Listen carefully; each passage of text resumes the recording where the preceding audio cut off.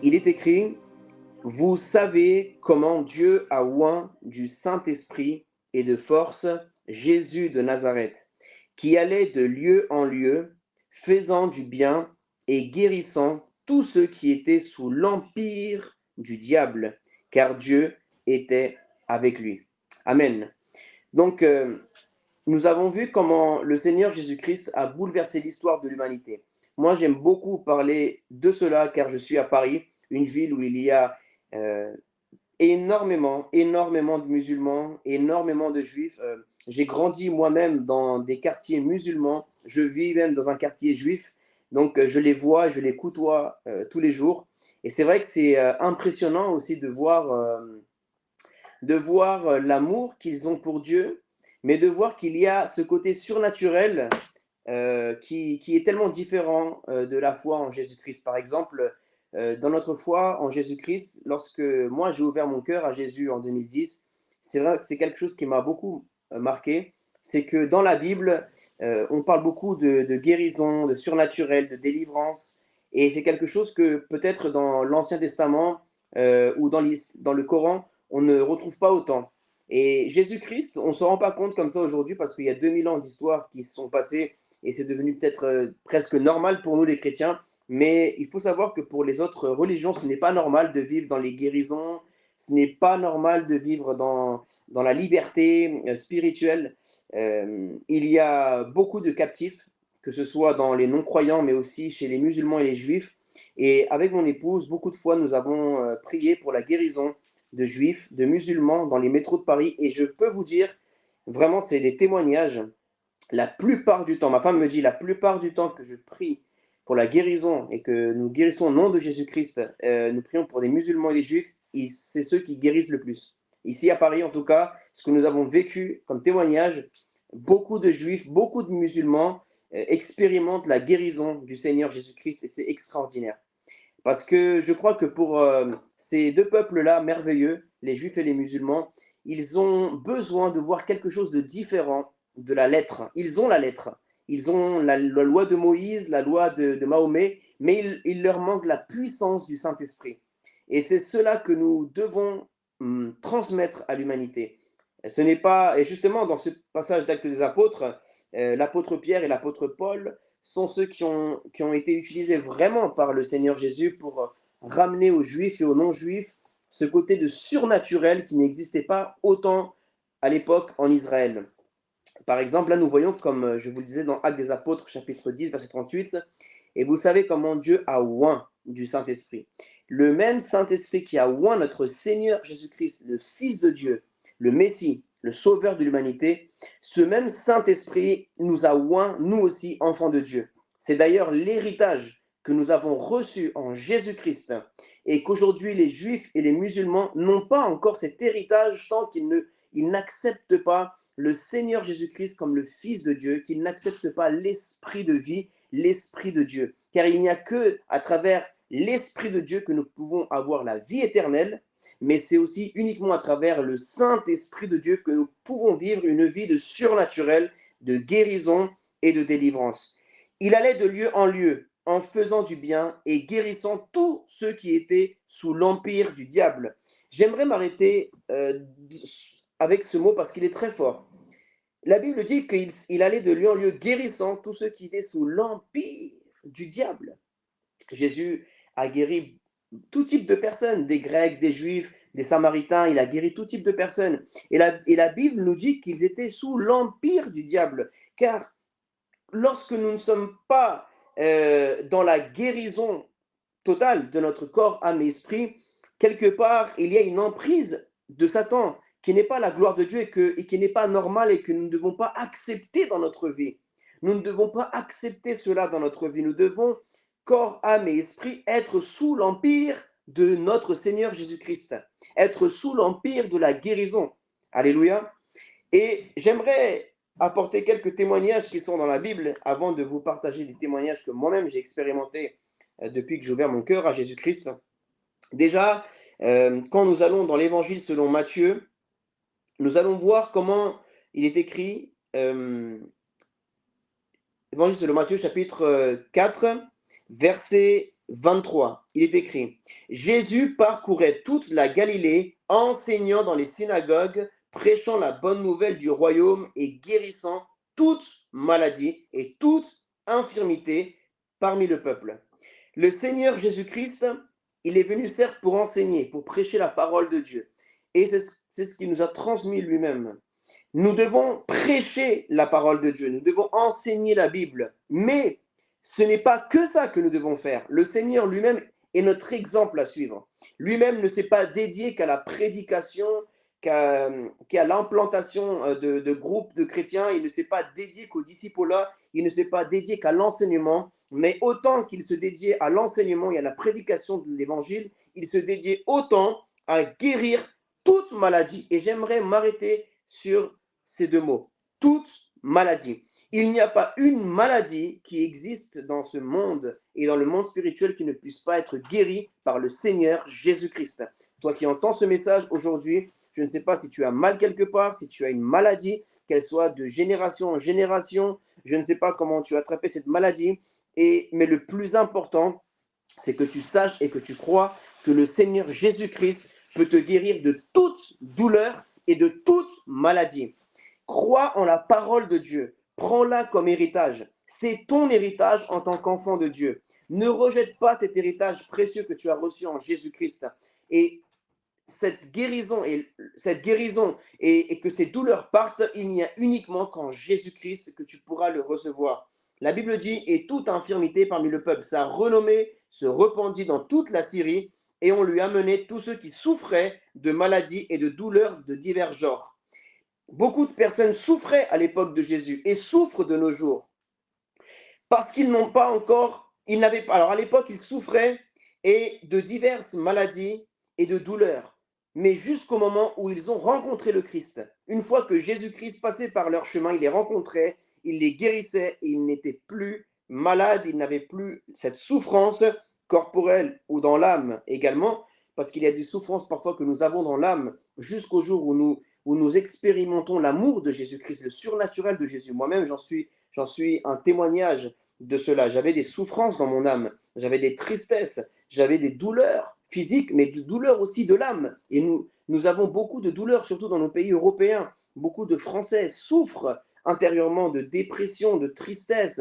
Il y a beaucoup de suicides en Europe. Et c'est uniquement le Seigneur Jésus-Christ qui peut nous libérer, nous guérir et nous délivrer de toutes ces souffrances, de toutes ces maladies et de toutes ces dépressions et ces envies suicidaires. Vraiment, je vous encourage à donner votre cœur au Seigneur Jésus-Christ et je vous encourage de croire en ses promesses. Il n'y a que lui qui puisse changer votre vie. Il n'y a que lui qui puisse guérir les douleurs de votre couple. Il n'y a que lui qui puisse guérir et restaurer totalement les souffrances de votre mariage, les souffrances de votre corps, les souffrances de votre cœur. Il y a des blessures que vous avez vécues dans votre vie depuis votre enfance. Vous avez vécu des douleurs, des souffrances depuis votre adolescence ou à l'âge adulte.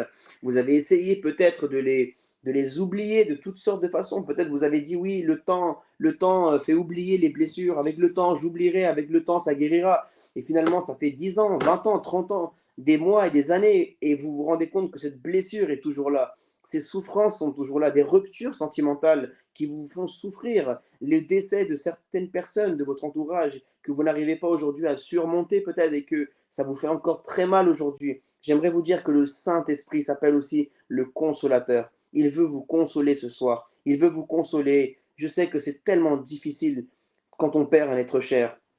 Moi-même, j'ai perdu plusieurs personnes de ma famille et c'est quelque chose de très douloureux de perdre un être cher. C'est quelque chose de très douloureux d'avoir des ruptures sentimentales, amoureuses ou bien amicales. Et parfois, nous gardons ces blessures, il y a des choses qui nous font mal, mais nous devons venir au pied du Seigneur Jésus-Christ et lui dire: Seigneur Jésus, guéris-moi. Peut-être aujourd'hui, il y a une mauvaise pensée de l'ennemi qui t'attaque dans ta tête et qui te dit: oui, mais Dieu ne veut pas me guérir, peut-être que je devrais vivre toute ma vie avec cette douleur, cette souffrance. Non, n'écoute pas cette voix, car ce n'est pas la volonté de Dieu. Jésus-Christ a pris à la croix toutes tes douleurs, toutes tes souffrances, corps et âme. Et vraiment, il faut savoir que le Seigneur est venu pour cela, pour prendre toutes tes douleurs, pour toutes tes souffrances. Et il ne faut pas croire qu'il y a des maladies ou des douleurs ou des souffrances ou des blessures dans ta vie que Dieu ne veut pas te guérir. C'est un mensonge du diable. Jésus-Christ veut et peut guérir toutes les douleurs, les souffrances et les blessures de ton cœur et de ton corps. D'ailleurs, à un moment, et nous voyons dans la parole de Dieu, où le Seigneur demande à un malade, est-ce que tu veux être guéri? Il lui demande, est-ce que tu veux? Et il lui dit, et si tu veux, et il dit, oui, je veux te guérir. Le Seigneur Jésus veut te guérir. Nous allons tout simplement aller dans Matthieu chapitre 8, Matthieu chapitre 9, verset 1. Il est écrit, Jésus étant monté dans une barque, traversa la mer et alla dans sa ville. Et voici, on lui amena un paralytique couché sur un lit. Jésus, voyant leur foi, dit au paralytique, prends courage, mon enfant, tes péchés te sont pardonnés. Sur quoi quelques scribes dirent au-dedans de cet homme blasphème. Et Jésus, connaissant leurs pensées, dit, pourquoi avez-vous de mauvaises pensées dans vos cœurs? Car lequel est plus aisé de dire, tes péchés sont pardonnés, ou de dire, lève-toi et marche? Or, afin que vous sachiez que le Fils de l'homme a sur la terre le pouvoir de pardonner les péchés, lève-toi, dit-il au paralytique, prends ton lit et va dans ta maison. Et il se leva et s'en alla dans sa maison. Quand la foule vit elle fut saisie de crainte et elle glorifia Dieu qui a donné aux hommes un tel pouvoir. Amen. Donc là, nous voyons que même un paralytique, c'est une des plus grandes guérisons qui peut se produire. Par exemple, quand tu vois quelqu'un qui a mal à la tête, qui a une douleur, tu peux te dire oui, mais bon, ça c'est normal. Mais quand tu vois un paralytique, à l'intérieur, tu te dis, oh là, là, c'est des gros miracles. Je ne sais pas si Dieu pourra le faire. Et oui, Dieu peut faire cela. Non seulement il peut te guérir de paralysie, il peut guérir les paralytiques physiques et les paralysies spirituelles également. Parfois, nous sommes paralysés dans des choses dans notre vie, mais le Seigneur peut te guérir de ces paralysies spirituelles et il peut aussi te guérir de ces paralysies physiques. Moi, j'ai des témoignages dans mon église où des personnes ont eu du jour au lendemain la moitié de leur visage paralysé. Et ils ont eu peur, une peur s'est emparée d'eux. Mais nous avons prié au nom de Jésus et son visage est redevenu à la normale. C'est des personnes qui sont dans mon église, je l'ai vécu et je vous témoigne aujourd'hui. Nous pouvons voir également des témoignages qui sont dans la Bible est remplie de témoignages. J'aime énormément les témoignages parce que les témoignages, ce sont des choses que les personnes ont vécues, ils ont expérimenté eux-mêmes avec Jésus-Christ et ils les ont témoignés pour glorifier Dieu et pour que d'autres personnes soient augmentés dans leur foi et de croire que si Dieu l'a fait avec quelqu'un d'autre, il peut aussi le faire avec nous. Amen. Donc, nous allons, par exemple, dans Matthieu chapitre 8, verset 1. Il est écrit, lorsque Jésus fut descendu de la montagne, une grande foule le suivit. Et voici un lépreux s'étant approché, se prosterna devant lui et dit, Seigneur, si tu le veux, tu peux me rendre pur. Jésus étendit la main, le toucha et dit, je le veux, je le veux. Sois pur aussitôt. Il fut purifié de sa lèpre. Je ne sais pas ce que tu as comme douleur, comme souffrance, comme maladie, mais pose-toi la question. Est-ce que ta maladie est plus grave que celle d'un lépreux, que d'un paralytique, ou de même qu'elle est plus grave de quelqu'un qui est déjà mort, même comme Lazare, qui était déjà mort? C'est encore pire que tout, parce que lui, il y avait, scientifiquement, c'était fini. Au moins, peut-être toi, les médecins t'ont donné quelques années, quelques mois à vivre. Mais Lazare n'avait aucune chance, parce que scientifiquement, même un médecin aurait dit, c'est fini pour lui. À l'époque de Jésus, la lèpre, c'était quelque chose de très très grave. Un scientifique aurait dit, écoutez, c'est fini pour lui, isolez-le quelque part, parce que le diable veut t'isoler. À l'époque de Jésus, quelqu'un aurait ramené un paralytique. S'il n'y avait pas Jésus, sachez que c'était impossible qu'un paralytique reçoive la guérison. Mais les choses qui sont impossibles à l'homme, elles sont possibles à Dieu en son Fils Jésus-Christ. Et tu peux le recevoir de la même façon que ce lépreux avait perdu tout espoir. Eh bien, Jésus lui dit, je le veux, sois guéri. Jésus veut que tu sois guéri ce soir. Jésus veut guérir ta maladie, les douleurs que tu as dans ton corps. Jésus veut guérir ta souffrance physique et intérieure. Parce qu'une personne qui souffre elle-même, je vais vous dire quelque chose, non seulement elle souffre, mais les gens qui l'aiment souffrent avec cette personne. Si tu as, si tu as ta femme qui souffre, son mari souffre avec elle, ses enfants souffrent avec elle. Parce que comme il la voit souffrir, il l'aime. Les gens qui t'aiment souffrent avec toi.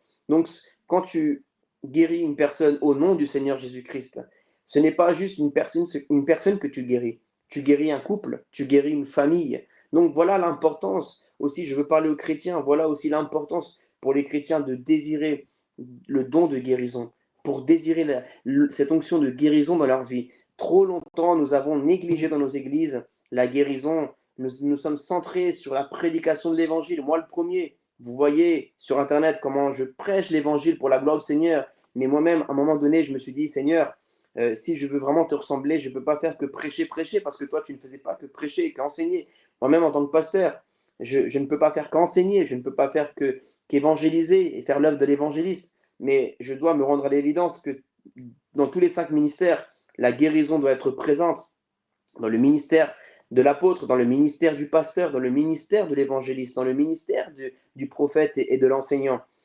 Ils ont le Saint-Esprit, nous avons les chrétiens le Saint-Esprit, et nous devons tous vivre cette guérison. C'est notre héritage. Je ne sais pas, mais moi, demain, si j'ai un héritage, je ne sais pas quelqu'un qui ne voudra pas l'héritage et qui voudra rejeter un héritage. Même, nous voyons des gens même qui se battent pour un héritage. Mais nous, chrétiens, nous avons rejeté quelque part cet héritage de guérison et nous ne sommes pas en train de nous battre, non pas contre le prochain, je ne parle pas de nous battre contre le prochain, mais de nous battre contre notre incrédulité, de nous battre contre le découragement pour hériter de cette guérison, de cette paix, de cette joie dans notre vie. Et j'aime voir quand même il y a des personnes qui étaient démoniaques, la Bible dit qu'il les guérit, alors que certains pourraient appeler ça une délivrance. Mais lorsqu'un mauvais esprit part de la vie de quelqu'un, c'est une guérison, parce que la personne redevient à l'état normal. Et la guérison même de l'âme, de l'esprit. Quand nous sommes sauvés, nous sommes guéris dans notre esprit, parce que notre esprit était sauvé en Adam. Mais à travers le péché qui est entré dans le monde, nous sommes tombés malades spirituellement. Et le Seigneur Jésus, à la croix, a porté nos péchés, nous a guéris, nous a ramenés à l'état original où il nous avait ramenés en Adam et Ève. Dans le jardin d'Éden, la maladie n'existait pas. Mais nous avons été privés de la gloire de Dieu, parce que la gloire de Dieu, c'est aussi de vivre la guérison dans notre vie et que nous allons de gloire en gloire. Alors, j'aimerais prendre un temps de prière. Je veux prier pour les chrétiens qui veulent entrer dans la guérison, qui veulent expérimenter cette guérison. Je veux prier pour toi. Peut-être que ça fait quelques années, quelques mois que tu es chrétien et tu prêches l'évangile. Tu as fait des écoles de théologie, tu as fait des écoles bibliques, tu es constant dans les réunions de ton église, tu pries, mais tu trouves que c'est monotone, tu es arrivé à un niveau où tu as acquis tellement de connaissances, tu as évangélisé tellement, mais quand tu lis la Bible, tu es frustré parce que tu dis, mais Seigneur, je vis tout sauf la guérison et le surnaturel. J'aimerais vivre toute la parole de Dieu. Je n'ai pas été créé et je n'ai pas été sauvé que pour vivre certaines promesses et pas d'autres. Je veux vivre toutes les promesses que j'ai le Saint-Esprit de Dieu. Alors, je veux prier pour toi. Et puis après, j'aimerais prier aussi pour toutes les personnes qui regardent cette vidéo. Peut-être tu es croyant ou non croyant, mais tu as une douleur, tu as corporelle ou dans ton âme. Tu as des souffrances, tu souffres, tu es dépressif, tu es triste. Toutes ces choses-là ne viennent pas de Dieu. Tu ne dois pas les accepter. Tu dois te révolter. Mon épouse, Amaya, elle aime bien dire qu'elle se met en colère contre cette maladie. Elle se fâche contre les choses qui ne sont pas de Dieu. Et je crois que quelque part, nous devons avoir une sainte colère, non pas contre les personnes, mais contre ces choses qui sont spirituelles, qui ne sont pas de Dieu, qui sont démoniaques, qui sont des mauvais esprits qui veulent nous tenir captifs dans la tristesse, dans la dépression, dans l'amertume. Et nous devons nous révolter spirituellement et dire, je refuse cette douleur, je refuse cette tristesse, je refuse cette maladie, je refuse cela au nom de Jésus-Christ. Je peux vous témoigner. Écoutez, avant de prier pour vous, j'ai un témoignage palpable. Ma mère, elle a, elle avait une tumeur. Elle avait une tumeur dans la tête et dans le rein. Elle devait mourir, ma mère. Mais Jésus-Christ l'a gardée en vie jusqu'aujourd'hui. Et elle est en pleine forme, plus que toi et plus que moi qui regarde cette vidéo. Elle est en forme, mais le Seigneur l'a préservée. Elle a accepté que je prie pour elle. Elle a cru et le Seigneur l'a gardée en vie. Le Seigneur l'a gardée en vie. Et pourtant, à chaque fois qu'elle allait chez le docteur voulait lui faire. Enfin, ce n'est pas les docteurs, bien sûr, parce qu'eux-mêmes n'ont pas encore la révélation de la guérison divine en Jésus-Christ. Mais la science lui disait écoutez, madame, d'après les radiographies ou les échographies, nous voyons que la tumeur est en train de grandir. Nous voyons que c'est en train de grandir et que vous allez, voilà, vous allez avoir un cancer. Et ma mère pleurait, ma mère était dans la tristesse. Le diable a voulu décourager ma mère, a voulu la rendre dans la tristesse, dans la dépression. Elle voulait tomber dans ça. Mais heureusement qu'elle a son fils qui est pasteur, qui est chrétien et qui croit en les promesses de Jésus. Moi, et je lui dis, maman, ne t'inquiète pas, le Seigneur Jésus qui a changé ton fils et qui c'est plus dur même de ramener un délinquant au chemin de Jésus et qu'il devienne pasteur, ça c'est plus difficile que de guérir une maladie. Hein. Et il a pu le faire, il a pu ramener Lazare de la mort à la vie. Il va te guérir, maman. Et ça fait plusieurs années et Dieu a guéri ma mère par la grâce de Dieu. Elle est vivante, elle est dans le Seigneur et elle aime Jésus-Christ, elle s'est baptisée. Et je veux vraiment que tu puisses vivre cela toi aussi parce que, mes amis, nous sommes là aujourd'hui pour parler de la guérison, mais nous devons aussi penser qu'un jour nous partirons de cette terre et nous devons renouveler notre alliance avec le Seigneur Jésus-Christ. Nous devons ouvrir notre cœur à Dieu. Nous ne pouvons plus rejeter le Seigneur. Nous avons rejeté Dieu trop longtemps dans notre vie. Nous avons endurci notre cœur à Dieu trop longtemps. Nous avons attristé le Saint-Esprit. Et aujourd'hui, ce soir, je crois que ce qui est très important, c'est que nous puissions nous laisser restaurer, guérir, mais aussi dans notre âme, dans notre esprit. Laissons que le Saint-Esprit vienne prendre toute la place dans notre cœur en invitant le Seigneur Jésus-Christ. Donc, avant de passer à ce moment-là, j'aimerais prier pour les chrétiens qui veulent entrer dans la guérison. Donc, là où tu es, je t'invite à fermer tes yeux et à poser tes mains vers le haut comme si tu allais recevoir un cadeau. Vous savez, il y a quand on va te offrir quelque chose, tu mets tes mains comme ça et tu dis oui, j'attends, je reçois, je vais recevoir ce cadeau. Eh bien, tu vas recevoir un cadeau ce soir. Fais-le symboliquement. Ce n'est pas un rituel, ce n'est pas quelque chose qui est dans la Bible, qu'il faut faire ça. Non, c'est simplement un acte de foi, que tu puisses dire Seigneur, ce soir, je suis prêt, Seigneur, je suis chrétien, je suis ton enfant, je suis ton serviteur et je veux recevoir ce don de guérison dans ma vie, dans mon ministère. Je veux commencer à vivre cet héritage de guérison. Alors prie avec moi. Père éternel, mon Dieu, nous nous présentons ce soir dans ta sainte et merveilleuse présence. Père éternel, couvert par le sang précieux de ton Fils Jésus-Christ. Père, tu nous as donné ton héritage, ton Saint-Esprit, la vie éternelle. Et tu nous as aujourd'hui remplis de cette onction revêtue. Tu nous as oints pour guérir les malades, Seigneur. Et je te demande, Père, que tu puisses transmettre ce don, Seigneur, que tu puisses augmenter la foi de tous les chrétiens, Seigneur, qui veulent entrer dans la guérison, Seigneur, mais qui, par X ou Y raison, Seigneur, par incrédulité, peut-être par jugement dans leur mouvement d'église, Seigneur, qui ne croient peut-être pas, Seigneur, en cela, mais nous devons nous rendre à l'évidence que nous devons croire tout ce qui est dans la Bible, Seigneur, et nous ne pouvons pas plaire aux hommes plus qu'à Dieu. Seigneur, comme on dit les apôtres, est-il meilleur que nous plaisions à l'homme ou à Dieu? Seigneur, nous devons vivre dans ton surnaturel, nous devons vivre dans ta parole et je te demande que tu puisses remplir de ton oindre, Seigneur, tes serviteurs de ton Saint-Esprit, du miracle de guérison, Seigneur, des paroles de connaissance, des dons spirituels, Seigneur, s'il te plaît, redonne-leur, Seigneur, donne-leur, Seigneur. Donne-leur maintenant. Vous recevez au nom de Jésus-Christ. Vous recevez au nom de Jésus-Christ la grâce du Seigneur Jésus pour la guérison. La grâce du Seigneur Jésus-Christ pour la guérison et même l'onction qui est dans ce ministère AIMG par le fait que vous êtes connectés spirituellement à cette vidéo. Vous héritez également de la grâce qui est sur ce ministère de la guérison au nom de Jésus-Christ.